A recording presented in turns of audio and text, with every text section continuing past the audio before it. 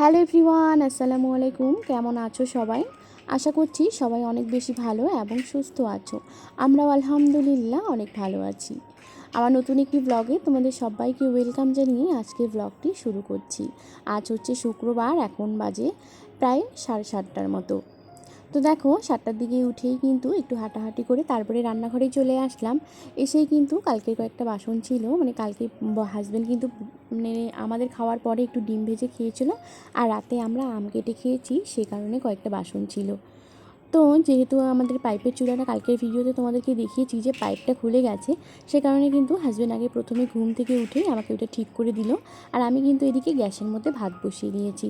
যেহেতু ওটা পরিষ্কার করতে চুলা লেপতে অনেকটা লেট হবে, তাই কিন্তু আগে গ্যাসের মধ্যে ভাতটা বসিয়ে দিলাম। রান্নাটা আগে করে তারপরে ল্যাপা মোছা করব। তো দেখো এদিকে চলে গিয়েছিলাম দোকান থেকে এই বিস্কিটটা নিয়ে আসলাম, জানি না কী নাম বলে। তারপরে একটা সয়াবিনের প্যাকেট নিয়ে এসেছি। এসে কিন্তু প্রথমে আগে সয়াবিনগুলো ভিজিয়ে তারপরে সবজিগুলো কেটে নিলাম। এখন কিন্তু গ্যাসে কিন্তু তেল দিয়ে কড়াইতে তারপরে সয়াবিনগুলোকে দিয়ে দিচ্ছি, একটু ভাজিয়ে নিব। তেমন একটা কড়া করব না, কারণ শাশুড়ি আম্মু একদম কড়া ভাজা খেতে পছন্দ করে না, সেটা তোমাদেরকে আমি অনেকবারই বলি। তো দেখো এদিকে কিন্তু ফোড়ন দেওয়ার সময় আমি ভিডিওটা অন করতে চেয়েছিলাম, কিন্তু একদমই ভুলে গেছি। মানে ভিডিও অন করা ছিল না, আমি ভাবছি যে অন করা ছিল, তো সেদিকে আর নজর দিইনি। তারপরে একদম ফোড়ন দেওয়া হয়ে গেছে, পেঁয়াজটাও একটু ভাজা ভাজা হয়ে গেছে, তারপরেই দিয়ে দিলাম সবজিটা। আজকে সবজিতে ছিল আলু, তারপরে পটল আর টমেটো, এই তিনটা দিয়ে রান্না করতেছি। আরও অনেক কিছু সবজি ছিল, সেগুলো কিন্তু একদম অ্যাড করিনি। আর যেহেতু সময়ও আজকে একটু খুবই কম, সে কারণে ভাবলাম যে এই তিনটা দিয়ে সবজিটা করে নিই। সবজিটার মধ্যে তেমন কোনো ঝোল টোল করবো না, কয়েকটা সয়াবিন কিন্তু আমি কষানোর সময় দিয়ে দিয়েছি, আর কয়েকটা প্লেটে রেখে দিয়েছি। তো দেখো এদিকে কিন্তু এখন মানে কয়েকটা দিয়ে দিলাম, তার আগেই বলে দিলাম। তো এখন কিন্তু কয়েকটা দিয়ে দিয়েছি, এখন এটাকে দিয়ে ভালো করে কষে তারপরে কিন্তু সবজিটাকে রান্না করব। তেমন একটা ঝোল করব না। তারপরে কিন্তু নামিয়ে নিয়েছি, হাজব্যান্ডও এসে গেছে খাওয়ার জন্য। আর এদিকে কিন্তু সব কিছু একদম রেডি করে তাকে দিয়ে দিলাম খাওয়ার জন্য। তো দেখো এদিকে বাবুকে খাওয়াচ্ছে, তার আগেই জানো তো কী হয়েছে, একদম এই সবজি দিয়ে আর খাবে না, তার জন্য ডিম ভেজে দিয়েছি। ওখানে আমিও শাশুড়িমা দুজনেই খেয়ে নিয়েছি। খাওয়া দাওয়া করেই কিন্তু আমি এদিকে দেখো চুলা লেপতে চলে এসেছি। প্রথমে ওই ভাঙ্গা জায়গাটাকেই আগে ওটাকেই পূরণ করে নিচে চলে আসলাম। এখন দেখো কিভাবে কালি হয়ে গেছে, অনেকটাই নোংরা লাগতেছে চুলোটা, সে কারণে কিন্তু একটু মুছে দিলেও ভালো হয়। আর যেহেতু ওই যে ওটা খুলে গেছে, তাই ভাবলাম যে আগে কিন্তু আমি ভেবেছিলাম যে রান্না পরে করব, আগে চুলোটাকে লেপে দেব। কিন্তু কি হয়েছে বলো তো, ওই যে ভাঙ্গা জায়গাটা আমি আর ঠিক করে দিতে পারছি না, মানে যেটা খুলে গেছে আর কি পাইপটা, ওখানে আমি সেট করতে পারছি না বলে আম্মু কিন্তু হাজব্যান্ডকে ডেকে দিয়েছে। বর এসে কিন্তু তারপরে ওটাকে ঠিক করে দিয়েছে। তারপরে আমি এখন লেপা মোছাগুলো করছি, একদম রান্না খাওয়া দাওয়া সব কিছু কমপ্লিট করে তারপরে। তো দেখো তো কেমন হয়েছে মাটির চুলা লেপা, আর মাটির উনুন কে কে লেপা পছন্দ করো, কে কে লেপতে ভালোবাসো, অবশ্যই কিন্তু কমেন্ট করে জানাবা। তো এদিকে কিন্তু এখন চলে আসলাম বেসিনের এখানে, একটু নোংরা হয়ে গেছে, ওটাকে একটু পরিষ্কার করে নিচ্ছি। আর এই যে ব্রাশ যেটাতে রাখতেছে না, ওটাতে অনেক দিন থেকে আমার পরিষ্কার করা হয় না, প্রায় 1 মাস থেকে। এতটা বিচ্ছিরি লাগতেছে যে 1 মাস থেকে আমি এটা কাজ করছি না। যদিও তেমন একটা নোংরা হয়নি বলে তেমন ওখানে আর হাত দেওয়া হয় না। তো আজকে ভাবলাম যেহেতু অনেক দিন থেকে মাজিনি, তো একটু মেজে রাখি, যেটুকু পরিষ্কার আছে তার থেকে আরও দ্বিগুণ পরিষ্কার লাগবে। তো ওইদিকে দোকান যখন গিয়েছিলাম তখন কিন্তু আর পানিও নিয়ে এসেছি কল থেকে, খাওয়ার পানি। তো এখন আর পানিও আনতে হবে না। তো এখন কিন্তু আগে ঘরে যেতে হবে, কারণ অনেকক্ষণ থেকে ঘরে যাইনি। আমার মন বলছে ঘরের যে কী অবস্থা করে দিয়েছে, সে আর কি বলবো। তো দেখো আমার মন যেটা বলে সত্যি সেটাই হয়েছে। পরে দেখি ঘরে গিয়ে কিন্তু একদম ঘরের অবস্থা এলোমেলো করে দিয়েছে। তো চলো তোমাদেরকেও নিয়ে যাই ঘরে। বন্ধুরা জাস্ট একবার দেখো, একদিকে যদি আমি সামলাই তাহলে আরেকদিকে আমার বিহাল অবস্থা হয়ে যায়। তো আমি তখন থেকে রান্নাঘরে ছিলাম, আর ততক্ষণে আমার ছেলে একবার কি করে দিয়েছে ঘরের অবস্থা। যদিও এই কাপড়গুলো শুকিয়ে গেছে, ও দাদি এনে রেখে দিয়েছে, বাদবাকিগুলো সব ওর করার ক্রিয়াকর্ম যাকে বলে। দেখো জাস্ট এবার ঘর বিছানা একদম ঘরদোয়ার সব কিছু এখন পরিষ্কার করে তারপরে যেতে হবে। একটু আগে আকাশ থেকে বৃষ্টি চলে এসেছে, আবার দেখো এখন কি রৌদ্র দিয়েছে বাইরে, প্রচুর পরিমাণে বাইরে রৌদ্র হয়েছে। তবে আজকে আমার উঠান ঝাড়ু করার পালা নেই, ওই যে দেখো আপা ওইদিকে উঠানটা আজকে ঝাড় দিতেছে। আজকে আর আমার উঠান ঝাড়ু করার কোনো প্যারা নেই, আমাকে জাস্ট ইগলাই করতে হবে। তো এদিকে দেখো এমনিতে তো নিজের জামা কাপড় একদম নাইটি শুদ্ধ শেষ করে দিয়েছি। এই যে দেখো জাস্ট একবার, যে কাপড় চোপড় সব শেষ মুছে।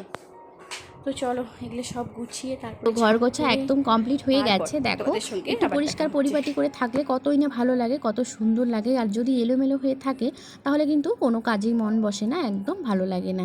আর এদিকে যে দেখতে পাচ্ছ এই গাছটা যে এখানে লাগিয়েছি, অনেক আপুদের কাছেই দেখি আমি, তাদের তো সেই বিলাসিতা বাড়িঘর, তাদের অনেক কিছু ব্যাপার, বড় বড় হাইফাই ব্যাপার। তো ওদের ঘরে দেখি অনেক সুন্দর সুন্দর ফুল থাকে ঘরের মধ্যে। আর এভাবে আমার সত্যি রিয়েল প্ল্যান রাখতে অনেক ভালো লাগে, তাই ভাবলাম আমিও একটা ছোট রেখে দিই, যদিও আমাদের বাড়িতে তেমন কোনো জায়গা নেই। তো দেখো আকাশের অবস্থা অনেকটাই খারাপ হয়ে গেছে, প্রচুর হাওয়া দিচ্ছে। স্নান করে ঘরে এসেই দেখো দেখলাম, তারপরে কিন্তু বাবুকে খাওয়াতে বসে বসেই দেখতেছি এত পরিমাণে বৃষ্টি শুরু হয়ে গেছে, কি আর বলবো। ওইদিকে দেখো তোমরা, বাবুকে ঘুম পাঠাতে গিয়ে, বাবুকে খাইয়ে ঘুম পাঠাতে গিয়ে আমিও একটু ঘুমাই পড়েছি। মানে ওই হালকা আর কি 10-15 মিনিটের মতো করে ঘুমিয়ে নিলাম, কারণ ঘুমটা তার মধ্যে ভেঙে গেল। যাই হোক ভালো হয়েছে। আর আমি কিন্তু একদম আজকে ঘুমাতে চাইনি, কারণ দিনের বেলা ঘুমাইলে রাতে দেখা যায় যে আমার ঘুম হয় না রাতে, সে লেট করে ঘুমাই, আর সকালে সেক্ষেত্রে তখন লেট করে ওঠা হয়। তো তাই ভাবলাম যে আজকে আর ঘুমাবো না, কিন্তু দেখো আবার ঘুমিয়েও পড়েছি। মানে ওই 15 থেকে 20 মিনিটের মতো ঘুমিয়ে পড়েছিলাম। এখন বাবুকে কিন্তু ঘুম পাঠিয়ে দিয়ে একটু রেডি হয়ে নিলাম, কারণ আজ যাবো একটু পাশের বাড়ি আর কি, একটু বেড়াতে যাই। কারণ এভাবে আর ভালো লাগতেছে না, এই যে ভিডিও করা, এই যে রান্নাবান্না করা, কাজকর্ম করা, বাচ্চাকে সামলানো, খাওয়ানো, সব কিছু করে একদম ঘরের মধ্যে মনে হচ্ছে একদম চার দেওয়ালে বন্দি হয়ে গেছে। ওই যে ঘুরতে গেছি, তারপরে কিন্তু আসতে একটু লেট হয়ে গেছে, তাই সে বলে আর সন্ধ্যার কোনো ভিডিও ক্লিপ নিতে পারিনি। একবারে রান্নার থেকে আম্মু আমাকে গুড় এনে দিল, গুড় বললে আচার করতে বলছে। আম্মু নাকি আম পাড়িয়ে রাখছে, গাছ থেকে পেড়ে রাখছে, এখন আচারটা করব। তো চলো তোমাদের সঙ্গে শেয়ার করব। আজকে শুধু সিম্পল রান্না করেছি, ডিম পেঁয়াজ দিয়ে। তো এমনি মাখা করেছি, যেহেতু দিনের তরকারি আছে, তাই মা ছেলে তো খাবো, শুধু আম্মু একটু খাবে, আর হাজব্যান্ড তো খায় না, সে কারণেই। তো দেখো প্রথমে কিন্তু আমগুলোকে এইভাবে সুন্দর করে কেটে নিয়ে তারপরে একটু হালকা একটু ভাপিয়ে নিয়েছি, তাহলে ওই টকটক ভাবটাও একটু চলে যাবে আর আঠালো ভাবটা একটা চলে যাবে। তারপরে কিন্তু কড়াইটা অনেক গরম করেছি প্রথমে ভালো করে, তারপরে দিয়ে দিলাম সরষের তেল অনেকটা পরিমাণ। এখন কিন্তু পাঁচফোড়ন দিয়ে দিলাম, পাঁচফোড়ন আর শুকনো লঙ্কা, তেমন কিছু দেইনি, যদিও আজকে একটু মিঠাইটা কম হয়ে গেছে, মানে গুড়টা আর কি আমরা মিঠাই বলি, তো গুড়টা একটু কম হয়ে গেছে, সে কারণে কিন্তু আম্মু টেস্ট করে বলেছিল যে কালকে আরেকটু যেইটুকু রেখে দিয়েছি বাটিতে সেইটুকুনও দিয়ে দিতে, মানে প্লাস্টিকে যে রাখলাম ওটা বাটিতে সবটাই দিয়ে দিয়েছি। তারপরে দেখো একে একে আমগুলো দিয়ে দিলাম সব আমি। আর আমি কি করেছি বলো তো, ওই আমগুলোকে না নামিয়ে একদম ঝুড়ির মধ্যে দিয়ে তারপরে কিন্তু ফ্যানে দিয়ে দিয়েছিলাম, তাহলে একটার পর এক মানে একটার সঙ্গে আরেকটা লাগবে না, সে কারণে। তো দেখো প্রথমে কিন্তু ভেবেছিলাম একটু ঝরঝরে টাইপেরই করব, মানে একটু ছাড়া ছাড়া আর কি, তারপরে একদম এসে হয়ে গেছে, সিদ্ধটা যেহেতু বেশি হয়ে গেছে সে কারণে কিন্তু একদম ভর্তা ভর্তা টাইপের হয়ে গেছে। তো এখন কিন্তু এই সেগুলো গুড়টাও দিয়ে দেবো। তো এখানে আছে 1 বাটি গুড়।